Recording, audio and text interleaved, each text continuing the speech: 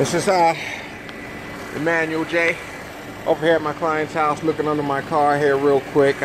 What I seen underneath, I just took it to Just Brakes to get it fixed. I see my bolt here, right there in the back there, if you can see that. I'm turning that very easy. It's not even bolted down fully all the way. I see up here it's loose. Has not even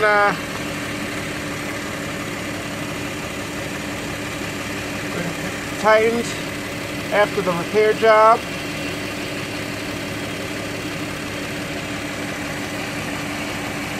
Okay, I look at the other side, and this one here looks like it's not even fully down.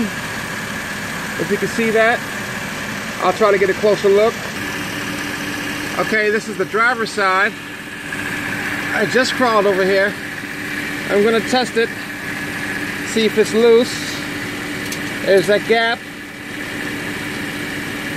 right here, and the bolts seems to be tight, but leaving that gap there, so the job is incomplete. Let's check this one up here. All right, that's tight on this side, the driver's side.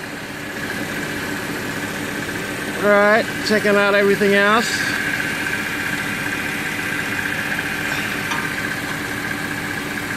Okay.